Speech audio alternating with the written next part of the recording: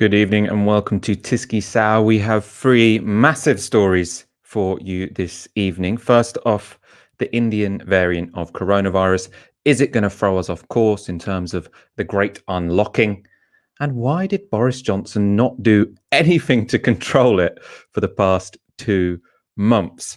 We're also going to be talking about the latest from Palestine. Joe Biden has finally called for a ceasefire, and the people of Palestine have gone on a 24-hour general strike. We've got a great guest lined up for you on that topic.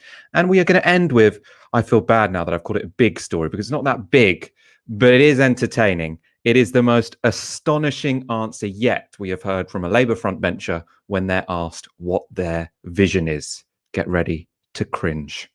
Dalia Gebrial, how are you doing? I'm doing good. I'm feeling consistently gaslit by this weather. Like, it's bright and sunny, and then in a tiny moment just turns into pissing it down with rain. So I'm very, sort of unnerved by it, but I'm doing well. Just never leave the house and it doesn't matter. It works for me. I'm just here on my computer, streaming, doesn't raining outside, whatever. Sometimes I wander to the shops. That's all I can do. If it's raining, that's fine. As ever, you know what to do. Do tweet your comments, your questions, your thoughts on the hashtag Tiski Sour. Keep your super chats coming. And most importantly, if you have not already, do hit that subscribe button. Make sure you subscribe to the Novara Media YouTube channel. We go live 3 nights a week and we put videos out every day. Let's go straight on to our first story. The B.1.617.2 variant of coronavirus was first identified in India, and it is the single biggest threat to Britain leaving lockdown on schedule. That's because it's more transmissible. We know that for almost certain. It's potentially also more resistant to vaccines. That one we're less sure about. Both of those are in comparison to the Kent variant, which we know was already more transmissible than the original COVID variant. Much of this, as I've said, remains uncertain, but Boris Johnson has been clear that this could risk the current schedule of removing all COVID restrictions on the 21st of June. We're keeping everything under very close observation. We'll know a lot more in a few days' time. So it's not changing your approach yet? We're keeping everything under very, very careful, close review. We're looking at all the data as it comes in from places like Bolton, Blackburn, Bedford, Sefton, other places, just looking at those curves where they're moving, trying to understand whether the Indian variant is more transmissible, and if so, by how much more it's transmissible, and also trying to understand to what extent our vaccine program has already sufficiently fortified us all against it. And I'm afraid we've just got a few more days of looking at that data. But as things stand at the moment, I can see nothing conclusive in the data to say that we have to deviate from the present roadmap. But we've got to be cautious, and we'll be letting people know in a few days' time. So up for debate there is whether or not all restrictions will be removed on the 21st of June. Remember, we were supposed to be able to go to clubs and to basically, fundamentally go back to normal. Depending on how transmissible this new variant is, that could be at risk. That's the future. There are some suggestions that there were people in government who were concerned about the loosening of restrictions that already happened this Monday. That's because of the spread of this new, more transmissible variant. Sky has reported that urgent discussions were being held in Whitehall nearly 2 weeks ago over what to do about the Indian variant, with some advisors urging ministers not to proceed with this week's stage 3 lockdown lifting on Monday. Some scientists believe that decision to unlock was a mistake, while a Tory source said that some ministers were sympathetic to the idea the PM was pressing ahead too fast. Now, this all makes sense. Again, lots of uncertainty. It could easily turn out to be the correct decision to open on Monday, but there are some significant risks here. And that's because while the vaccination program is going well, I think 7 out of 10 adults have now had their first dose of the vaccine. That still leaves 30% of adults without it. And if you include children who at the moment can't be vaccinated, 45% of the population remain unvaccinated. Now, we don't know quite how much more transmissible the Indian variant is, but it could be up to 50% more transmissible. And so it's easy to imagine how opening bars and restaurants, which are in many cases frequented by people who are under 40 who might not have been offered that vaccine yet, that could create new surges and new cases. As I say, in terms of what implications this will have, what exact implications this will have for policy in Britain, there are still more uncertainties to work out. Something we do know, though, is that because of this variant, our schedule for unlocking is at a risk it wasn't at beforehand. You know, we were doing pretty well. If you remember what the politicians were saying, what the chief scientists were saying, it was almost getting close to, you know, everything is going as well as it possibly could have gone. That has all changed in the last 2 weeks, which raises the question, how did we get here? Why did Boris Johnson let us get here? I'm going to give you a timeline of how we got to this mess. And the key thing here is why it took so long for Boris Johnson to put India on the red list so that people would have to quarantine, go into mandatory hotel quarantine on arrival in Britain because of the prevalence of a variant of concern in India. Let's take you through the last couple of months. So the 22nd of March is the first key date I'm going to show you. This is, you know, the surge of COVID cases in India was really rocketing by this point, 372,000 weekly cases, which was triple the rate from 3 weeks before that. So you can see there's a huge outbreak. We talked about it at the time, and still flights were coming into Britain. It wasn't on the red list. On the 24th of March, India's health ministry warned of a double mutant variant. Then on the 2nd of April, the UK announces that 4 countries would be added to the red list, including Pakistan and Bangladesh, but not including India. Then on the 6th of April, new daily cases in India pass 100,000 per day. Johnson refuses to cancel his trade trip to India planned for later that month. We're going to go on to a few more dates in a moment. First of all, the thing to notice here, you've got a huge outbreak in India. We were talking about it at the time. Everyone was talking about it at the time because it was so shocking and awful. Still is, by the way.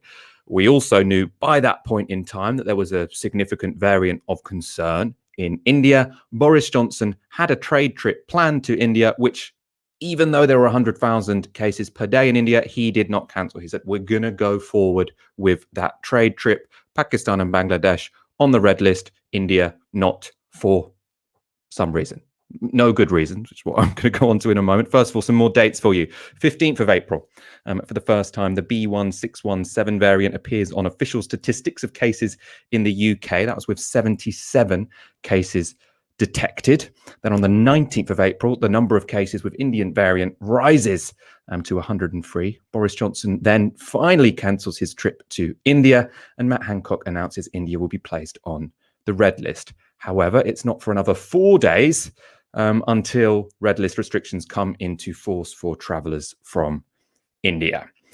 So you can see there lots and lots and lots of stalling. It was a month between the period when the Indian Health Ministry warned of this new mutant and Britain introduced restrictions for travellers from India. So this could have been foreseen well in advance, and nothing happened. Now, as I said, the key question here is, why did India get placed on the red list 3 weeks after Bangladesh and Pakistan? Why would that happen? Now, the accusation against Boris Johnson is that's because he was trying to work out a trade deal with India, but not the other 2 countries.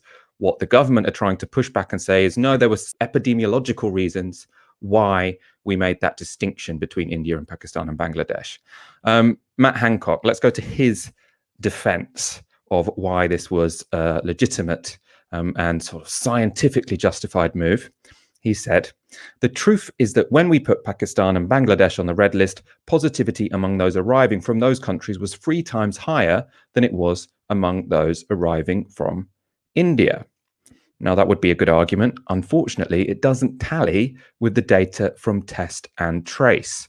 So some of these statistics we've got from a great report in the Mirror, I should say. I should credit them for this, really. And these are the proportions of people who tested positive for COVID-19 on arrival to Britain from Pakistan, which was 6%, from India, which was 5%, and from Bangladesh, which was 4%. That was from the period the 25th of March to the 7th of April. As you can see there, very difficult to explain why Pakistan and Bangladesh were put on the red list, but India wasn't. It's also the case that India had more people coming in actually with variants of concerns than in Pakistan and Bangladesh. So absolutely no reason why they should have been treated differently when it comes to the science of all of this. That's why we think it was potentially because of the politics of all of this. Let's go to the politics. It's because Britain, or it seems to be because Britain was desperate to sign a trade deal with the world's sixth largest economy. That was certainly the suggestion in this morning's Politico Playbook email. So in that email this morning, sort of gives you a big review of the news to come that day. Alex Wickham writes, why did they delay? Despite Downing Street's strenuous denials, there is barely anyone in Westminster who doesn't think the government held off putting India on the red list because Johnson had a trade trip to the country planned. Now, Wickham also referenced a source who suggested that senior scientific advisors were warning that India should be placed on the red list at least 10 days ahead of the cancellation of Johnson's trip on April the 19th. And Wickham had more info from the same source. So he writes, the same person said memos from British officials to staff based in India had queried if the trip ought to go ahead from late March onwards, as scientists scrambled to work out why infections were rocketing in the nation. This, they said, is underlined by notes on technical briefings on tracking variants, which note an Indian strain as far back as April the 1st, some 7 weeks ago. Now, as I said, there are still a lot of unknowns about the precise details, the precise danger of this variant. But what we do know is that there are currently 2,967 known cases of the Indian variant, or cases which have been identified in Britain, which is up 28% since Monday. So clearly something quite worrying going on. Dalia, I want your thoughts on this. Yet again, it seems that we have had Boris Johnson put politics and short-term economic interest ahead of public health. In terms of the economy, it's clearly going to backfire if he now has to delay the ultimate unlocking of the economy. But it does seem like no lessons have been learnt at all over the past 12 months. I mean, that is the story of Johnson's handling of the pandemic, isn't it? And I just want to say, you think everything is under control and, going as scheduled, and then someone whips out the phrase double mutant variant, and you're like, oh, we're just puny humans. Like, we don't stand a chance. But, first of all, it goes without saying that we've seen time and time again in this pandemic, and it's been exposed by this pandemic, something that we always knew, which is that bordering choices are political. There's always this kind of idea that borders are like necessary for scientific or objective reasons. But they are primarily governed actually by both geopolitical but also domestic political desires and power plays. And we know that from the fact that, despite the US having one of the highest per capita infection rates, that I don't think we've had far less restriction on movement between the US and the UK than we have for other countries. And where, they've had a much lower per capita rate of infection. But this is also, I think there's two issues here, right? So there's the fact that, again, this is this problem with Johnson's way of handling this pandemic that has come back to bite us over and over again, of sort of over-promising and over-committing, and then making it very difficult to then leave space to make the decisions that are responsive to the actual conditions on the ground and to what is actually in the best interest of everyone. And that flexibility and expectation is so important with this virus because, as we've known, its patterns are not entirely predictable. And we can see this by the massive spike in India. Even though this virus has been with us for a year now, we haven't seen conditions like that until this particular moment. And we saw this in the UK at Christmas, where, Boris makes this big PR stunt about saving Christmas, which was all about the politics and optics, only that to then turn around and give people 24 hours notice that they had to stay put, during which a lot of people just went ahead with their plans anyway. And we're seeing it again with this, bombastic commitment that, everything's going to go back to normal on the 21st of June. And, as if we are in complete control of that, but also that we are unlikely to actually have a complete return to, and I don't want to say normal, but a return to a time where what we can do is not so heavily defined and governed by this virus. And that's unlikely for a very long time. not least because vaccination programs in the global south countries are, thanks to vaccine protectionism in the UK and in Europe and North America, that vaccination programs are nowhere near where we need them to be, but also because this virus mutates, right? And we know that possibility of a mutation that is as contagious or even more contagious, and which can circumvent the vaccine and put us back into a very difficult position. That possibility is not small, it's not negligible, it's very real. And yet this claim that we can put a date on when we're no longer going to manage living with this virus is an attempt at political point scoring that is detached from reality and actually damages our long-term ability to adjust to living with this virus in different ways. And we know this from the past, that overpromising leads to undercompliance and it leads to lack of trust. So we're in a situation now where, even though many scientists have long been suggesting that opening up at the speed because of the variant that was discovered in India, but also because of the delays to AstraZeneca being given to younger people, that opening up at the speed that we were promised is not a good idea. But Johnson is finding himself in a position where where it feels impossible to take decisions that are scientifically and medically sound. But I also think, and this is perhaps this is related to that point, and it's perhaps not necessarily, I think it just kind of goes to, again, like the fragility of the progress in comparison to the way that Boris Johnson wants to portray it, which is, through this idea that, we can place dates on when we're going to go entirely back to 2019, to how things were in 2019. And I think it comes down as well to this idea that the government strategy has been to sort of treat and talk about the vaccine as this kind of fix-all magic bullet that's going to take us back to before this was ever, in our lives. But we know, not only because of the possibility of mutations, but also the increased likelihood of other pandemics, thanks to, as a result of climate change and other reasons, that the vaccine is a huge development. It's a great development. It's a brilliant development, but it's not a fix-all. Building the infrastructure to cope with pandemics, to cope with possible mutations and variants that can circumvent the vaccine. And that includes things like a robust and reliable test, track and trace system, a robust social safety net so that people can make decisions based on, whether they can keep what is in the best interest of their health and the health of their community, rather than, having to go to work, even if it's not safe. But also infrastructures of care so that people are not sort of left to fend them for themselves for months on end when these kinds of public health crises happen. And that developing that infrastructure alongside a vaccine is actually the only way that we can have a resilient or long-term sense of normalcy. And I think that, to an extent, the vaccine is offering a dangerously reductive sense of hope, that, is allowing the government to kind of paper over the fact that they haven't learned the lessons from this pandemic to actually prepare us for the very real possibility of, vaccine-resistant mutations and other public health crises that are likely to become more regular as a result of climate change.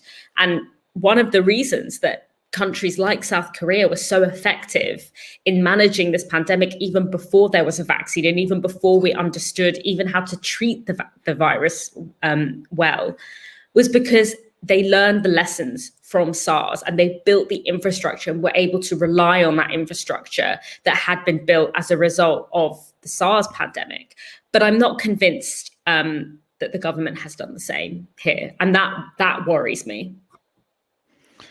Yeah, I mean, worry is a good conclusion, I think, to this whole furore. We're going to go through one other controversy today. This has been, again, about travel, but not so much about the holes in the restrictions in the past, but what the new rules are and the confusion about what the new rules are. So if you weren't aware, travel is no longer, or holidays are no longer banned. That's since Monday. We now have a traffic light system where countries are either on the green, the amber, or the red list. On the green list, you can go there with fairly few restrictions. The red list is as it always was. You're not supposed to go there at all. The amber list, government ministers have been fairly ambiguous about when you should and shouldn't go, on visits to those places. Now, that was a line of attack from Keir Starmer to Boris Johnson today at PMQs. Let's take a look at that exchange. Mr. Speaker, I think everybody would agree that having moved 170 countries to the amber list, absolute clarity is needed about the circumstance in which people can travel to an amber country. Yesterday morning, the Environment Secretary said people could fly to amber list countries if they wanted to visit family or friends. By the afternoon, a government health minister said nobody should travel outside Britain this year, and travelling is dangerous. The Prime Minister said that travel to amber countries should only be where it's essential. By the evening, the Welsh Secretary suggested some people might think a holiday is essential. The government's lost control of the messaging. So can the Prime Minister answer a really simple question that goes to the heart of this? If he doesn't want people to travel to amber list countries, if that's his position, he doesn't want them to travel to amber list countries, why has he made it easier for them to do so? Prime Minister. Mr. Speaker, I think that after more than a year of this, I think that the honourable gentleman would understand that what the public would like to see is some effort to back up what the government is saying, to deliver clarity of messages. And on his point about legal bans, as he knows, we're trying to move away from endlessly legislating for everything and to rely on guidance and asking people to do the right thing. And it is very, very clear, Mr. Speaker, you should not be going to an amber list country except for some extreme circumstance, such as the serious illness of a family member. You should not be going to an amber list country on holiday, Mr. Speaker. I can imagine he wants to take a holiday, but you should not be going to an amber list country on holiday, Mr. Speaker. And if you do go to an amber list country, then, as I say, we will enforce the 10-day quarantine period. And I think that exchange actually summarises what's been so kind of stupid about this whole COVID debate. Because for me, of things to attack the government for, some ambiguity about what the amber category means when it comes to travel is kind of unreasonable, because there are always going to be some areas of ambiguity. I think it kind of makes sense to say the green countries you can be fairly relaxed about, the red countries are going to be almost impossible to go to, and the amber ones is going to be a real rigmarole to go there. But if you really need to, for a funeral or for an operation, you can do. That's not just to say that Keir Starmer was wrong to use that as the attack line, though. It's also Boris Johnson's response to that was so similarly stupid, right? He didn't say, look, we're going to need to have some ambiguity when it comes to COVID rules. The world isn't particularly black and white. It's fine to have some areas where the rules might seem quite arbitrary, but that's just us trying to respond to a complicated situation. No, instead he says, you Labour Party, I think what the government wants to hear is you backing everything we say. So it's just this completely stupid politicized argument. Anyone who watches that exchange is absolutely none the wiser. And when it comes to what political debate we should be having about travel, it's not this issue as, the public relations aren't good enough. The Keir Starmer classic line of the messaging isn't clear. What we need is clarity. What we need is clarity. It's like, clarity might be fine. It's better to be clear than not clear if you can be clear. But the real issue here, the real problem with travel over the past 6 months, in fact, over the past 12 months, over the past 18 months, is that we haven't had a proper democratic debate about what we value. And I think the Indian variant is the key example here. I think if we'd had a proper debate back at the start of the year where they said, look, we have two options. We can either basically make travel really, really difficult just for this short temporary period of time, as they did in New Zealand and Australia and Vietnam, And that will mean that we have way less uncertainty in our route out of lockdown. We could do that. We could decide that. Or we could decide that we think travel in between countries is so important that we're going to not enforce something along the lines of mandatory hotel quarantine.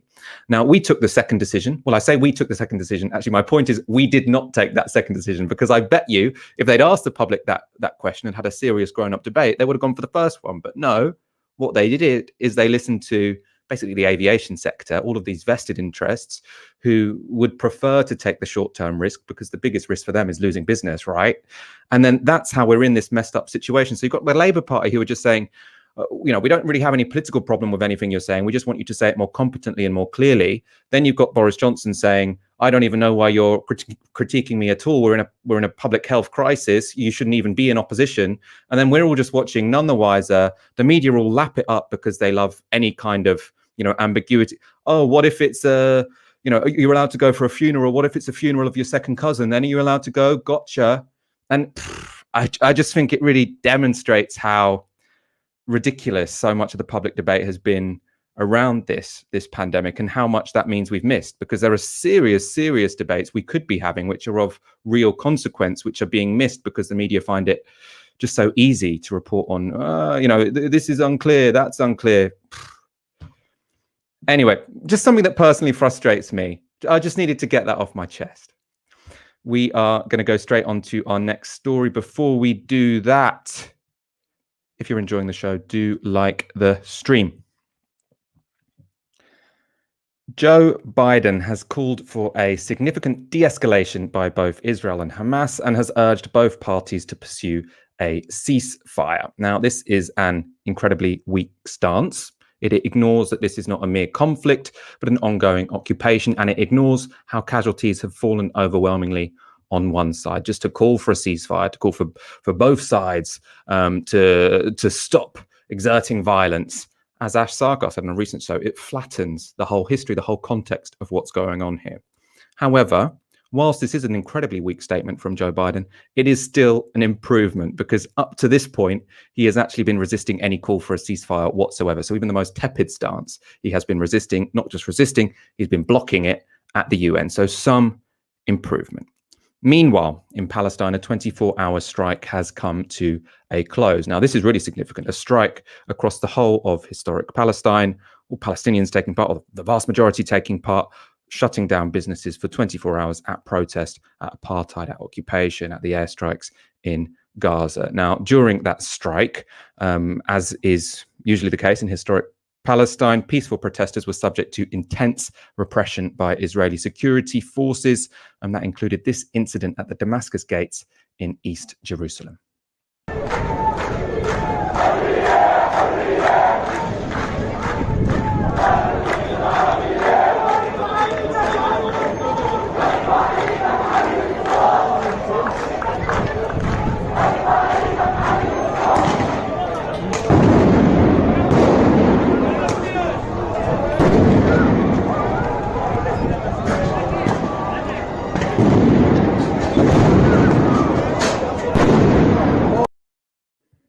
So what you saw there was a peaceful protest, and then the Israeli police throwing stun grenades at protesters. Now, a stun grenade, if you live in Britain like me, you probably never experienced one.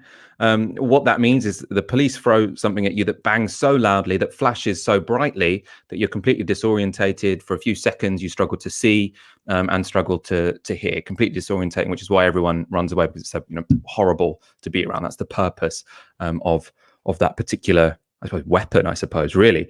As well as those stun grenades, we've also seen over the last 2 days, which is not new, by the way, but it's come to light, been raised, become more prominent over the last 2 days, is Israeli police have been spraying rancid water on Palestinians. Now, this is so appalling, really created a lot of shock on social media, quite rightly. We're going to show you a clip that sort of explains what's going on in this respect. This is reporter Mark Stone, and this is a clip from Sky News. And here in Sheikh Jarrah, about an hour ago, we saw something which happens a lot too at the moment. That is a water cannon, but it's not of the type that you might see in Europe or America, because it's got skunk water in, which has a rancid smell, takes days to get off your skin. What it does is they spray it ostensibly for crowd control. But I can tell you, because I was here and I saw it with my eyes, they were not controlling a crowd that needed to be controlled. They were controlling a small group of youngsters who posed no threat to them, and yet they fired the water cannon into a Palestinian community and all over Palestinian houses. The Palestinians and human rights groups say this is effectively a form of collective punishment. And lastly, down at the Damascus Gate a little bit earlier on, as part of this mass movement of Palestinians expressing their views, a group of Palestinians were walking out of the Damascus Gate of the old city and up the steps there, and then without any warning the Israeli police threw stun grenades and everyone fled. Again, unnecessary crowd control. We've put this to the Israeli police. We've asked them why they're doing this sort of thing, and they say where they make mistakes they investigate. But you know, I've worked here for quite some time, and I can tell you that when you ask the Israelis for investigation, they say they're doing one, but you never actually get the results. Those are the facts. That's what's happening here on the ground. We do ask the Israelis for a response. They say they'll give it. Often it doesn't come. So lots to talk about over the past 48 hours. That general strike, a form of resistance, that appalling, grotesque repression you saw there in those two clips, and also a changing stance from the United States, from Joe Biden. To talk about all three things, I'm delighted to be joined by Nasir Almasri, a Palestinian-American PhD candidate in political science at MIT and a member of the Palestinian Youth Movement. Welcome to the show. Thank you so much for joining us this evening. Thanks, Michael. Excited to be here. I wish it was under better circumstances. So much. I want to. Yeah, of course. I want to start by talking about the strike, and in particular the strategy of the strike. Now, you know, most of our audience will be familiar with, you know, the purpose of a strike usually is to, you know, to cause losses to your boss so that they have to listen to their workers. In this context, suppose a decolonial context or a context where you're fighting a state, what does a strike do? What's the strategy? What leverage is being used there? Yeah, I think there are a number of different parts that we can focus on here. So first, this strike has, beyond just having the economic consequences that it will have, which I'll discuss in a moment, I think it was important because it brought together Palestinian youth across all areas where Palestinians are living, and beyond Palestinian youth as well, of course. There's a bunch of civil society groups that were sort of signed on to the strike as well. But historically, Palestinians have been very fragmented, and it's not just related to sort of internal struggles or ideology or location, etc.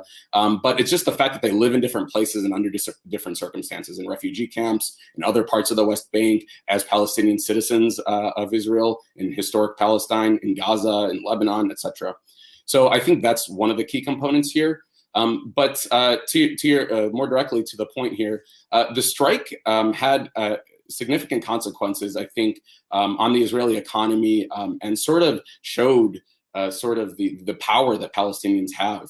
You know, I think one of the biggest sectors that sort of uses Palestinian labor inside of Israel is construction.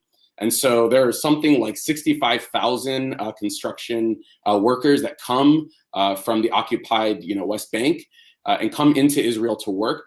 Reportedly, 110 of them showed up out of 65,000 yesterday. And so you can imagine the consequences. I saw some numbers that were in the ballpark of $40 million, you know, were basically lost yesterday, which I think translates to something like 30 million British pounds, you know. So I think, you know, if we're talking about numbers, right, this is just in one day, and you can imagine that the delays and the backups would become extremely costly. And even beyond, you know, sort of the construction industry, you know, 50% or so of pharmacists inside of, you know, historic Palestine, inside of Israel, Palestinian citizens of Israel, excuse me, you know, 50% of the pharmacists, they make up 25% of doctors and nurses, you know, more than half the construction workers. So we're talking about almost a fifth, or you know, around a fifth of the labor force didn't show up to work yesterday. And so that, you know, you can imagine the consequences it had. You can imagine the pressure it puts on the Netanyahu government, on Benjamin Netanyahu, and sort of this process they're going through, attempt to form a government. You can imagine the consequences it has, as you say, for their bosses, right? And so, yeah, the sort of the end goal here was to leverage that power across all the places where Palestinians are living in order to sort of make their voices heard in a more direct material way, if you will. Let's talk about the other form of pressure being exerted on Israel right now, which is international. I mean, calling it pressure might be being too kind to what Joe Biden is currently doing. But he has moved from, I suppose, a completely morally abject position, which is to say Israel has an absolute right to self-defense, and therefore essentially condoning the airstrikes in Gaza, to saying what I want to see is a ceasefire. Is that a significant shift? Does that exert pressure on Benjamin Netanyahu? And do you think that means a ceasefire will essentially happen quite soon now? Yeah, it's hard to say when it will happen. I think there's something to think about here. I think on the U.S. side, right, Biden has, obviously the U.S. has blocked Security Council resolutions multiple times this week, but Biden is feeling the pressure, and he has. And this is the same thing with his immigration policy recently that he backtracked on. We were talking about COVID a little bit earlier and related to the patents, right? He's backtracked on a significant number of issues, and this is now, the pressure is breaking through to him. What does it mean for an actual ceasefire? I couldn't say for certain, but it looks like the negotiations that have been ongoing sort of behind the scenes. It appears to be at a point where Israel has a desire to continue pummeling Gaza, using this sort of collective punishment.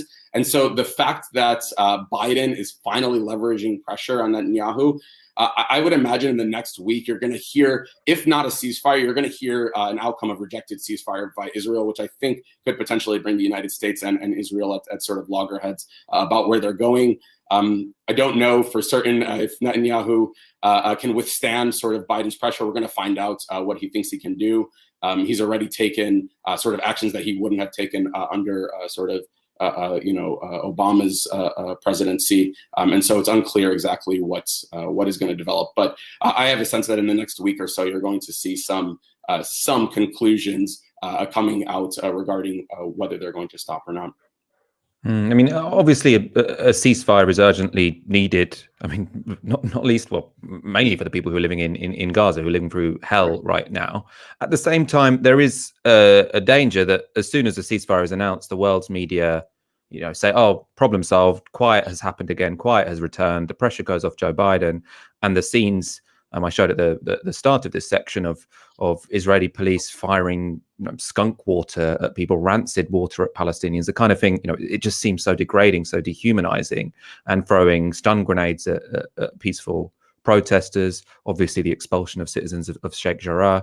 The list can go on of the various oppressions which are separate from airstrikes in Gaza. Are you concerned that once a ceasefire happens, Israel will essentially once again be off the hook? Yeah, so I mean, this is not the first time that there's been an extensive bombardment of Gaza. There's been coverage of it, and then it sort of went back to the status quo afterwards. Happened in 2014, 2008, and 2009. I could keep going back in time, and so I'm absolutely with you that is a potential danger. I think there's a couple things that are different this time.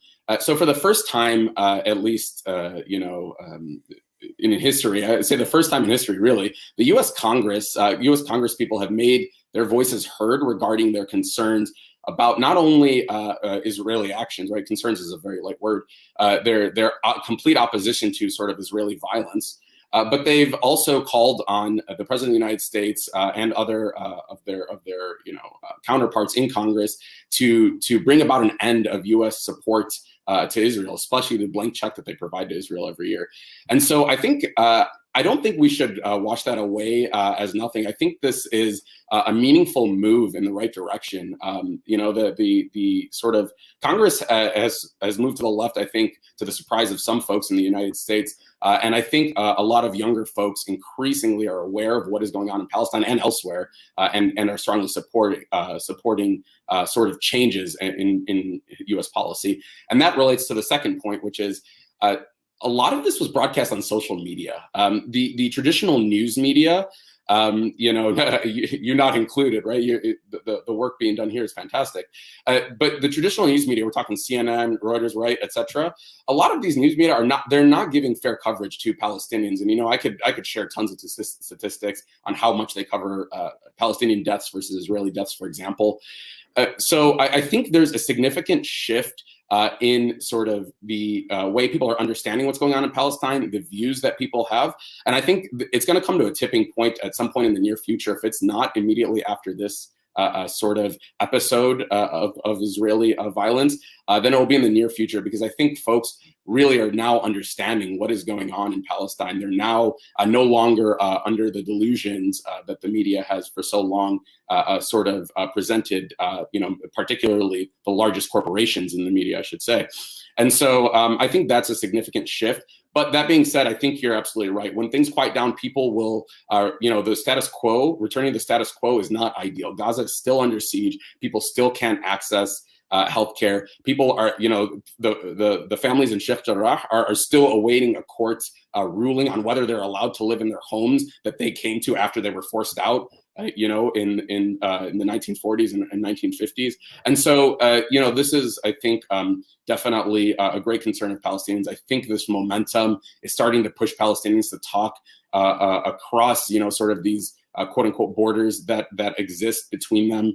And so there's a strong hope that further organization will continue to occur among especially the sort of re-energized youth in Palestine. But let's be honest, it's hard to overturn oppressive regime policies. And so this is going to be a difficult uphill fight. And so there needs to be a continuing spotlight on what is going on. But yes, it's a concern. Yes, I think there's a lot of things different. And I am actually, I think for the first time, more hopeful than I am worried that the future will hold much of the same.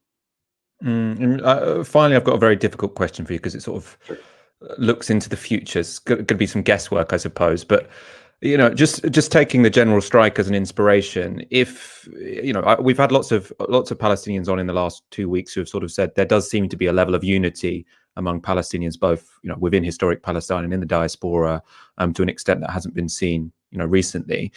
So, you know, with a speculative hat on, what kind of, you know, movements of resistance do you see going forward? What do you think will be most prominent? You know, we've got this general strike as an example now. What should people be watching out for, do you think?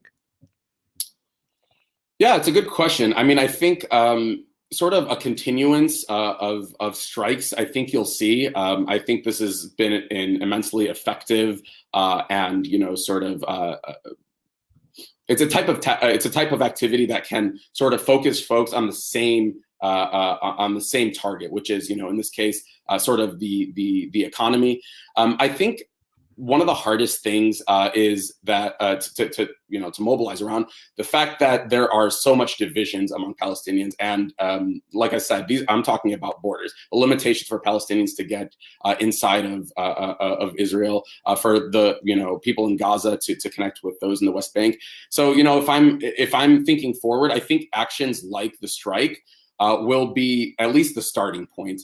I imagine that coordination across, across time and place is going to be made more difficult by Israel. There's going to be, you know, sort of, there's been this attempt to sort of localize the various struggles of Palestinians. And so I think you're also going to see one of the key sort of groups here are going to be folks in the West, you know, sort of leveraging their, you know, political power to pressure their governments to sort of continue pushing change in Palestine. It's a difficult question. It really is. It's, you know, the Palestinians, you know, the people that I've spoken to who have very close family on the ground, you know, myself and others, they're saying that, you know, people are not sure what's going to come next, but people are energized and they're looking for the sort of the next thing. And so I imagine they'll start with, you know, a continuance of strikes. I imagine you'll see some new organizations or the combination of multiple existing organizations coming together.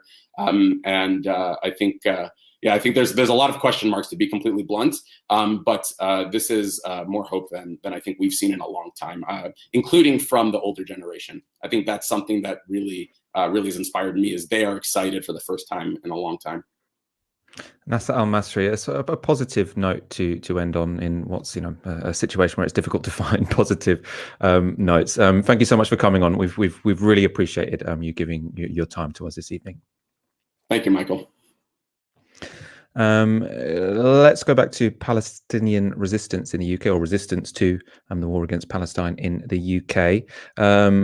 Compared to a general strike, this might seem insignificant, but I do think that actually, in terms of public opinion in this country, very, very significant. 2 more top footballers have taken out the Palestinian flag after a game. This was a Premier League game this time. Last time it was the FA Cup final.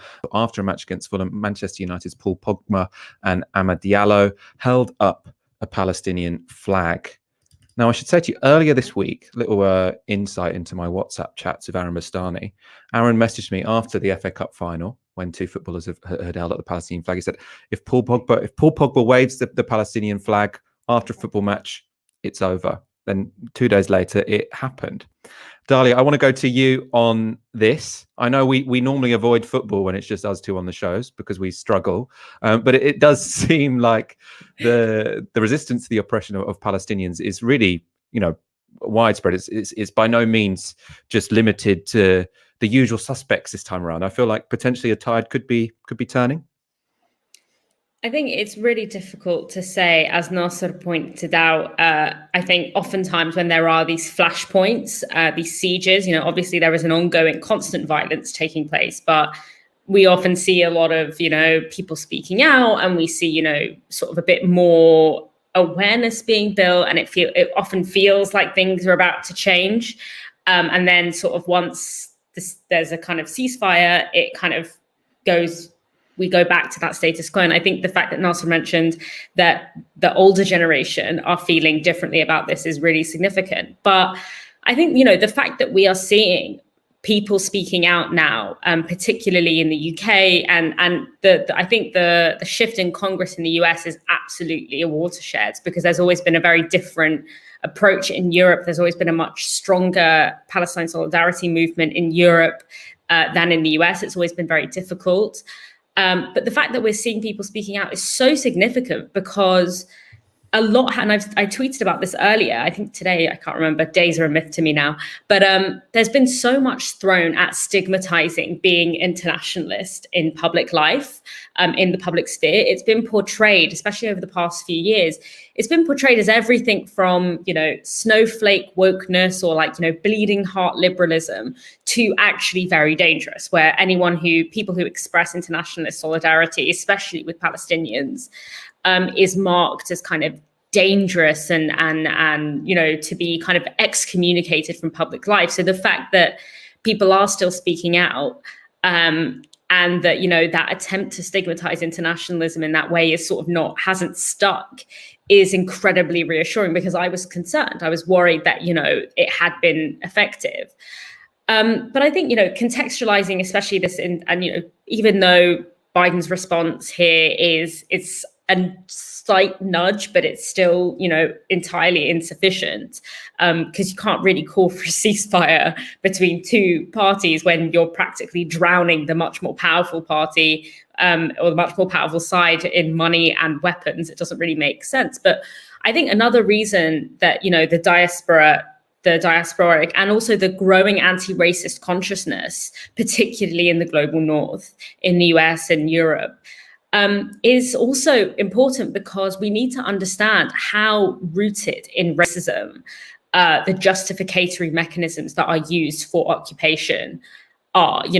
When we think about and in what ways has clear attack and clear oppression been successfully framed as self-defense? And it comes down to this idea that Arabs, Palestinians, Muslims, people who, we are grouped together on the basis that we are something to be afraid of, that we're inherently dangerous, irrationally barbaric, and that preemptive violence is required and inevitable and natural because of who we are. And that is why this violence is indiscriminate. That is why it's constant, because it's the mere existence of Palestinians that is deemed threatening.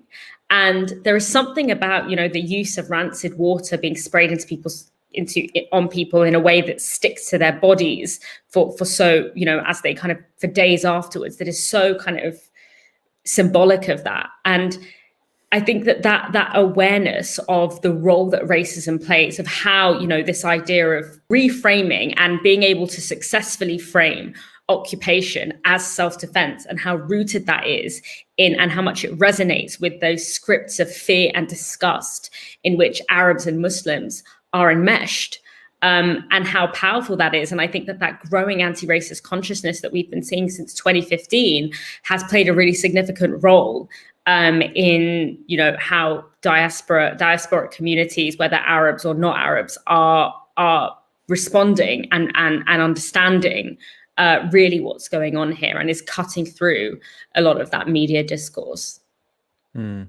I think that's all super important, especially cutting through that media discourse. It can feel like a bit of a barrier has been broken. Maybe I'm being overly hopeful today. Let's go to a couple of comments. Dina Alaxa tweets on the hashtag Tiski Sour. Listening to Tiski Sour live today. Very glad to see Novara Media continue to platform Palestinians, not just as a one-off, but as a much needed continuous conversation about the human rights crisis the Palestinian people are facing right now. Really important comment. Thank you so much for that. I've been thinking today,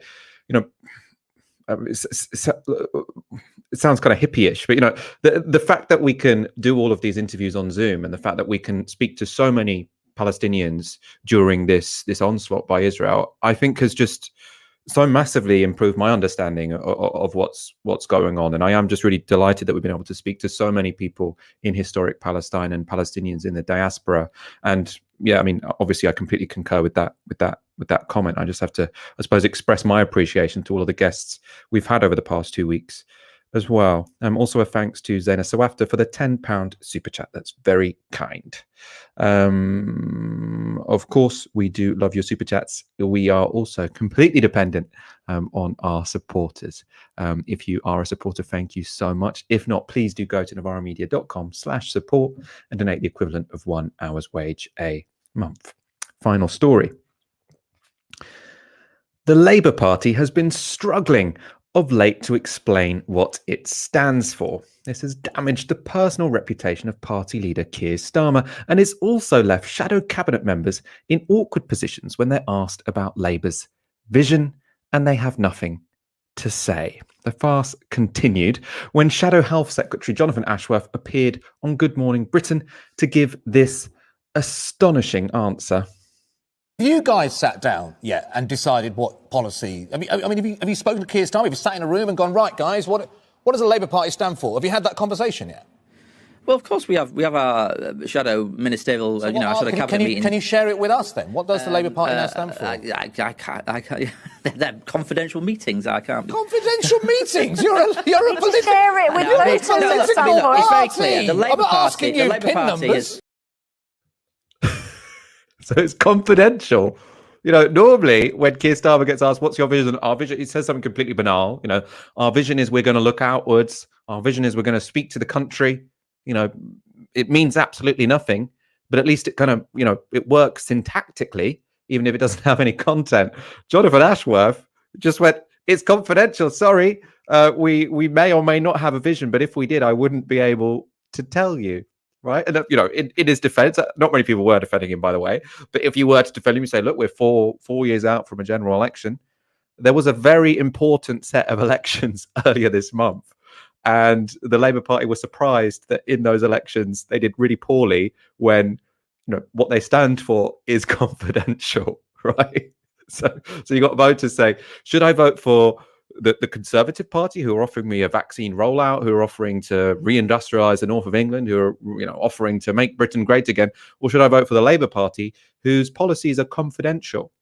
Is it any surprise that Labour tanked in those elections when you've got the Shadow Health Secretary, very, very important job, being asked what Labour's vision is, what it stands for, and saying, well, that was discussed, but those meetings were confidential.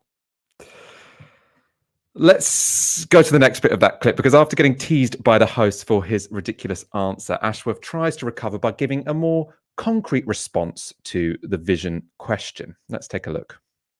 The Labour Party understands that we have got to speak to the British people about their priorities and their interests and their concerns. And we're launching a big policy review, which we're going to take to the country, and we're going to engage the country in a discussion and a debate, and we're going to listen to the country about what it is they want, how they want this country to change. Because when I travel across the country, and I see it for myself in my own Leicester constituency and where I live in Leicester, that we can do much better than we're doing at the moment. Our schools can be much better. Our NHS can be much better. We've got nearly 5 million people on the waiting list. We need to sort that out. We can do much better to make the air that we breathe cleaner and our communities greener, and we can do more to invest in making our communities safer, and we've got to do more in the economy so people have well-paid jobs, not relying on low-paid temporary work or zero-hours contracts so they can buy their own home.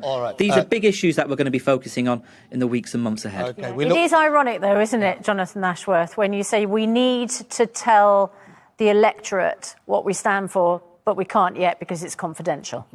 Well, I was talking about the particular meeting, but I mean, look, we are going to be having a big policy review with the country, and of course the meetings aren't that confidential. That was more of a sort of throwaway comment. But look, we're having a big policy debate and discussion with the country, and you'll see Labour coming out with exciting ideas. I have to say, I kind of preferred the answer that it was confidential. You know, at least it was more memorable, because what did he say there? He tries to, recover himself, save himself. Says we've got to speak to the British people about their priorities and their interests and their concerns. Do you not have any priorities, interests, or concerns? The point of politics and political leadership is you have some concerns and you talk to the electorate about them. And yeah, you then listen to the electorate's concerns and you consider whether you should change your policies or whether you should modify them. But you don't go to the electorate with absolutely nothing. Because if you go to them with absolutely nothing, then what are you bringing to the table? You're not bringing anything to the table, right? And Labour there are not bringing anything to the table. When he does talk about more concrete things, it's just a list of a bunch of nice things. We'll make schools better. We'll make the NHS better. We'll make the air we breathe cleaner. Literally anyone could say that. You can be from any political party, say, oh, we'll make the NHS better. It's just a list of nice things. You have to explain why the Tories can't deliver that, why the Tories haven't delivered that. You can't just say, oh, we'll make everything better. What's your vision? Oh, we're the make things better party, right? It doesn't stack up. Dalia, I want your take on this particular interview. It was a bit of a head in hands moment, wasn't it?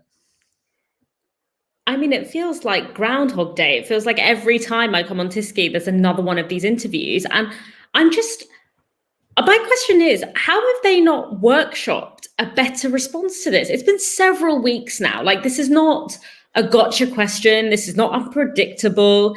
Like, it's been several weeks now of these shambolic media appearances where they have been challenged on this.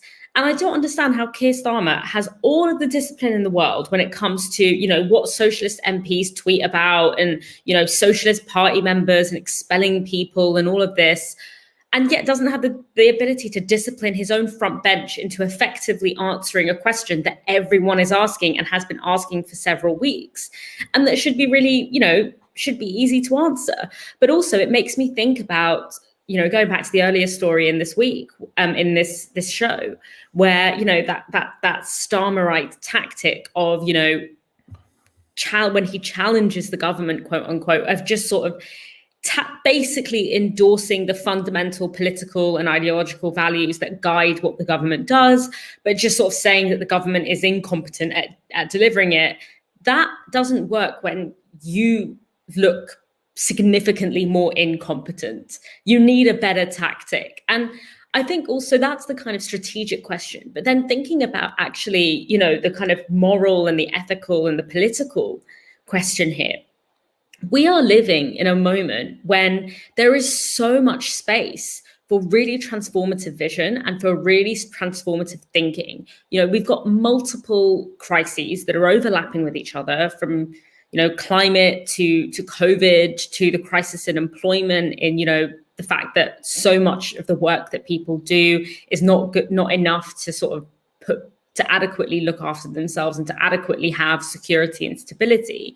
And this is one of those historical moments, a once in not just a generation, but several generations opportunity where the contradictions and the problems in the existing system are being sharpened and are being lived through in really visceral ways. And it's in these moments when resistance out of and replacing of those systems can be consolidated, whether it's, through transformative visions around work, whether it's transformative visions around climate change and, ecology or decentralization. And we have to remember that this is how neoliberalism itself gained power. It was through approaching a moment in crisis with transformative, obviously we believe for the negative, transformative visions and building the power to make that actually happen. And it's not easy. It's not a struggle. It's not easy. It's an uphill struggle. But it's also incumbent upon us. It's our historical duty as the generation living in this particular moment where we meet this cross-section of crises to be up to that job. And for Labour, something called the Labour Party, to be languishing in this moment and to be so indifferent and so anemic and to have no ambition other than to simply lower the expectations of what can change. It's a giant abdication of that duty. And what it will mean is that the space to reinvent and reconsider the way that we live our lives is going to be left to much more dangerous forces. And I think history is going to be very harsh on those who didn't have the mettle and sat behind and let that happen. You do want to hear more from political voices who do take seriously the intersecting crises which society is facing and don't keep their political commitments confidential. Do make sure you subscribe to Novara Media. If you have not already, we go live 3 times a week and put out videos every day. We're going to go to our final nugget of information for you tonight, which is new ratings, which has come out on Keir Starmer. His personal ratings. This is from YouGov, and it is asking people how they assess Keir Starmer according to various criteria, and it's not looking particularly good. Trustworthy or untrustworthy. 26% think he's trustworthy. 36% think he's untrustworthy. We certainly do. Maybe they've been watching Novara Media because the guy breaks every single one of his promises. Likeable, dislikable, also not going well. 24% say he's likable. 39% say he's dislikable. That's a shift of 5 in both directions. When it comes to decisiveness, the direction of travel is very worrying for Keir Starmer. Since March the 22nd, the number of people who think he is decisive has gone down 7 percentage points. It's now at 18%. And the people who think he's indecisive has gone up 9 percentage points to 48%. Equally worrying when it comes to strength. 14% of people think he's strong. That's down 8 points since 22nd of March. 47% think he's weak, which is up 11. And then finally, and this is the real, I suppose, knockout blow for Keir Starmer, whose whole image was supposed to be based on him being a competent leader. He might not stand for anything, but at least he's competent. Well, not according to the public. So currently 28% of the public say he is competent, which is down 7 points from March. 35% say he's incompetent, which is up 7 points. Dalia, this is very, very damning for the man, isn't it? I am starting to think for the first time, well, I've been thinking this for a couple of weeks now, that Keir Starmer probably won't make it until the next general election. How long do you think he's got? Oh, yeah, to be honest, I think from the beginning of his tenure, I was like, this guy is not going to make it because he so rapidly lost that base that he made up, especially when he suspended Jeremy Corbyn. I think if he made it to this time next year, I think that would be a good run for him. Mm. But where will the leadership challenge come from? That's the question. Angela Rayner, deputy leader. She doesn't like the guy. Classic. Can get move. the support within 12 months, I reckon. That's my betting tip for you there. Let's go to a comment. Andrew Bergman tweets on the hashtag Tisky Sour. How is it possible that Jonathan Ashworth is even more useless at public relations under a leadership that he isn't ideologically opposed to? A harsh but quite entertaining comment there. It is very true. There are so many of these people currently in the shadow cabinet who sort of say, oh yeah, we feel so free now. We really relate to the leader. We can express ourselves. We don't have to pretend we want the leader of the Labour Party to be prime minister. They're supposed to be in their element. They go on television. They can't answer a basic question. Maybe they'll start to realize, actually, it wasn't that bad being a front bench shadow minister with a leader who actually believed in something, because at least you had something to say. At least you had a reason to turn up to the TV studio. Now you might as well just stay at home. Might as well send a cardboard cutout of yourself. It's going to be slightly less awkward than when they ask you, what do you stand for? What's your position on this? And you say, oh, it's confidential. I don't know. All I know is that we're going to look out to the country. We'll work out our position once we've done a focus group in this particular constituency that we're desperate to win back in 2024. Right? I'd prefer to stay at home. Let's put it like that. Dalia, it has been an absolute pleasure speaking to you on this Wednesday evening. It's been wonderful. Thanks for having me. It is always a pleasure. And thank you so much for watching Tysky Sour tonight. It's always a pleasure to be in your company. We will be back on Friday. I forget the days of the week sometimes these days, but we will be back on Friday. For now, you've been watching Tysky Sour on Novara Media. Good night.